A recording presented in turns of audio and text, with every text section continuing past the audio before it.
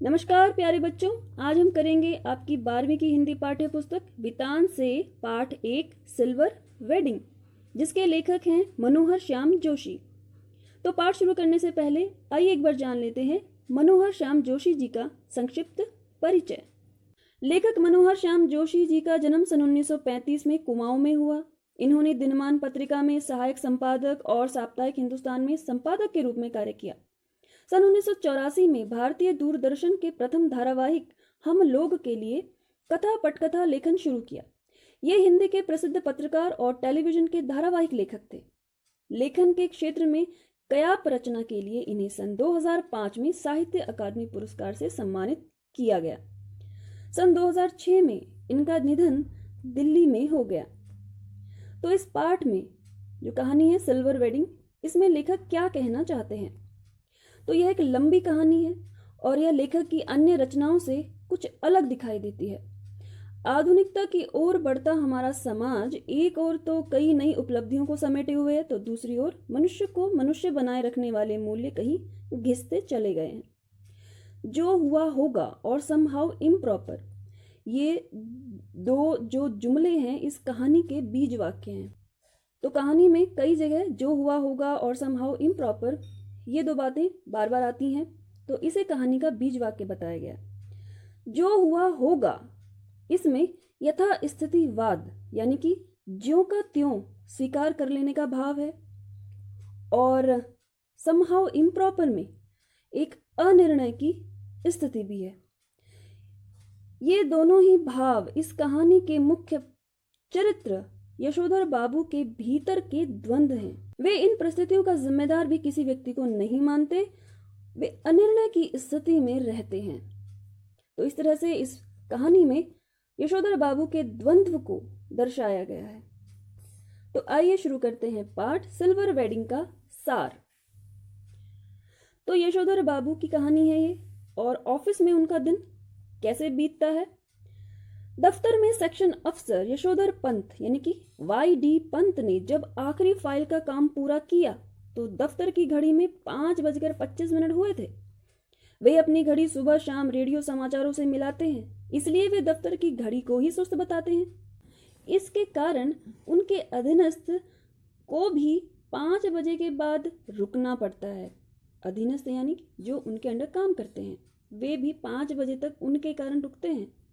वापसी के समय भी वे किशनदा की उस परंपरा का निर्वाह करते हैं जिसमें जूनियरों से हल्का मजाक किया जाता है।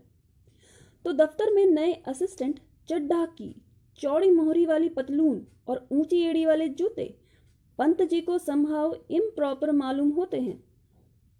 तो चड्ढा ने थोड़ी बदतमीजी पूर्ण व्यवहार करते हुए पंत जी की चूनेदानी यानी कि घड़ी का हाल पूछा। पंत जी ने उसे जवाब दिया कि मिनट टू मिनट करेक्ट चलती है।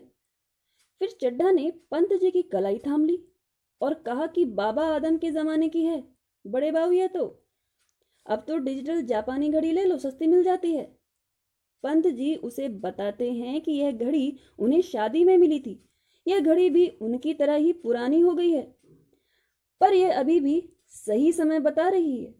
तो इस तरह से जवाब देने के बाद एक हाथ आगे बढ़ाने की परंपरा पंत जी ने अल्मोड़ा के रैमजे स्कूल में सीखी थी, जहां से कभी यशोधर बाबू ने मैट्रिक की परीक्षा पास की थी। और ऐसी परंपरा किशनदा के क्वार्टर में भी थी, जहां यशोधर बाबू को शरण मिली थी। तो किशनदा कौन है? किशनदा कुंवारे थे और पहाड़ी लड़कों को आश्रय देते थे। पंत जी जब दिल्ली आए थे तो उनकी उम्र सरकारी नौकरी के लिए कम थी। तब किशनदा ने ही उन्हें मैस का रसोइया बनाकर रख लिया और उन्होंने यशोधर को कपड़े बनवाने व घर पैसा भेजने के लिए 50 रुपए भी दिए। इस तरह वे किशनदा और उनकी यादों में खो जाते हैं। तभी ऑफिस के बाबू उनसे आग्रह करते हैं और चड्ढा जोर देते हुए कहता है कि बड़े बाबू आप किन ख्यालों में खो गए। उसकी आवाज से वे जागृत हुए और मेनन द्वारा शादी के संबंध में पूछे गए सवाल का जवाब देते हुए बोले, now let me see, I was married on 6 February 1947। Menon ने उन्हें सिल्वर वेडिंग की बधाई दी। यशोधर बाबू खुश होते हुए झेंपे और झेंपते हुए खुश हुए। झेपना यानी कि शर्मीली हंसी हंसना। फिर भी वे इन सब बातों को अंग्रेजों के चौंचले बताते हैं, किंतु चड्ढा उनसे चाय मट्ठी लड्डू की मांग करता है तो यशोधर जी 10 रुपए का नोट चाय के लिए दे देते हैं, परंतु उन्हें यह सब समहाउ इम्प्रॉपर लगता है। चड्ढा के जोर देने पर वे 20 रुपए और दे देते हैं, लेकिन सारे सेक्शन के जोर देने पर भी वे अपने सिल्वर वेडिंग की दावत के लिए नहीं रुकते। जूनियर्स के साथ हंसी मजाक कर लेना किशनदा की परंपरा में है, लेकिन उनके साथ बैठकर चाय पानी पीना और गप गपाष्टक में वक्त बर्बाद करना उस परंपरा के वे बिल्कुल खिलाफ हैं, विरुद्ध हैं। तो किशनदा वो व्यक्ति हैं जिन्होंने यशोधर बाबू की नौकरी लगवाई थी और बहुत मदद की थी, और वे किशनदा से बहुत अधिक प्रभावित हैं। आइए जानते हैं कि कहानी में आगे क्या होता है। यशोधर बाबू ने इधर रोज बिड़ला मंदिर जाने और उसके उद्यान में बैठकर प्रवचन सुनने या स्वयं ही प्रभु का ध्यान लगाने की नई रीति अपनाई है। यह बात उनकी पत्नी और उनके बच्चों को अखरती थी, क्योंकि वे बुजुर्ग नहीं थे। बिड़ला मंदिर से उठकर वे पहाड़गंज जाते हैं और घर के लिए साग सब्जी लाते। इसी समय वे मिलने मिलाने वालों से भी मिलते। घर पर वे 8 बजे से पहले नहीं पहुंचते थे। तो आज यशोधर बाबू जब बिड़ला मंदिर जा रहे थे तो उनकी नजर किशनदा के 3 बेडरूम वाले क्वार्टर पर पड़ी, और अब वहां 6 मंजिला मकान बन रहा है। उन्हें बहुमंजिला इमारतें अच्छी नहीं लग रही थी, तो इसी कारण उन्हें उनके पद के अनुकूल एंड्रयूगंज लक्ष्मीबाई नगर पर D2 टाइप क्वार्टर मिलने का ऑफर भी स्वीकार्य नहीं है, और वे यहीं बसे रहना चाहते हैं क्योंकि यहाँ पर किशनदा की यादें हैं। जब उनका क्वार्टर टूटने लगा तब उन्होंने यहीं शेष क्वार्टर्स में से एक अपने नाम अलॉट करवा लिया। वे किशनदा की स्मृति के लिए यहीं बसे रहना चाहते हैं। पत्नी के यह पूछने पर कि जब यह भी टूट जाएगा तब क्या करोगे, उन्होंने कहा तब की तब देखी जाएगी। कहा और उसी तरह मुस्कुराए जिस तरह किशनदा यह कहकर मुस्कुराते थे। पिछले कई वर्षों से यशोधर बाबू का अपनी पत्नी व बच्चों से हर छोटी बड़ी बात पर मतभेद होने लगा है। इसी वजह से उन्हें घर जल्दी लौटना अच्छा नहीं लगता। उनका बड़ा लड़का एक प्रमुख विज्ञापन संस्था में नौकरी पर लग गया था, और इधर यशोधर बाबू को यह भी समहाउ इम्प्रॉपर लगता था। क्योंकि यह कंपनी शुरू में ही 1,500 रुपए प्रतिमाह वेतन देती थी। उन्हें कुछ गड़बड़ लगती थी। उन्हें लगता था कि उनका साधारण सा बेटा और उसको इतनी जल्दी 1,500 रुपए प्रतिमाह मिल रहे हैं, तो यह बात भी उनको हजम नहीं हो रही थी। उनका दूसरा बेटा IAS की तैयारी कर रहा था। उसका एलाइड सर्विसेज में न जाना भी उनको अच्छा नहीं लगता।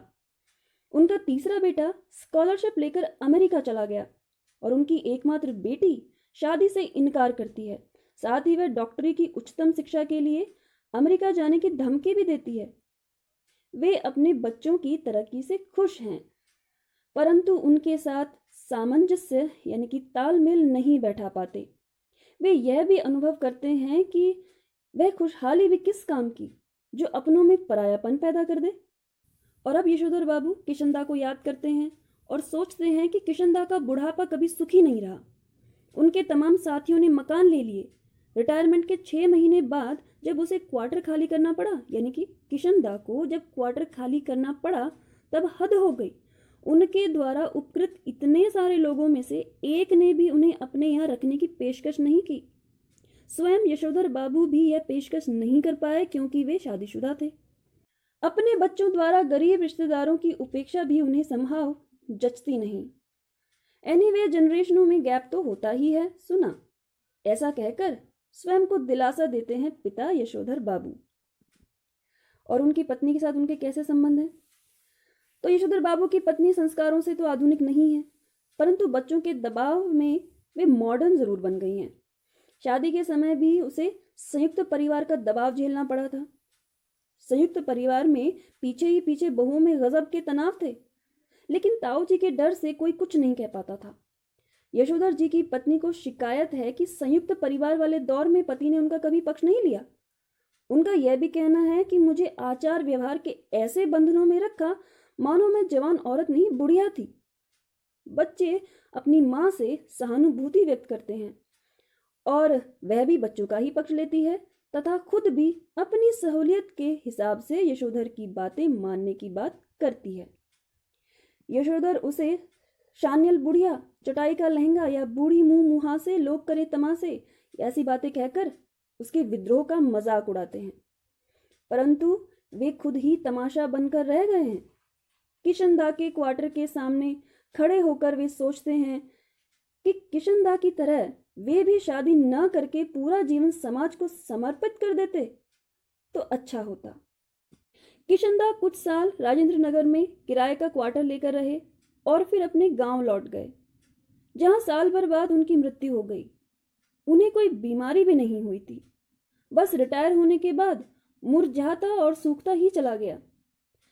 जब उसके एक बिरादर से मृत्यु का कारण पूछा गया तब उसने यशोधर बाबू को यही जवाब दिया, जो हुआ होगा, यानी कि पता नहीं क्या हुआ।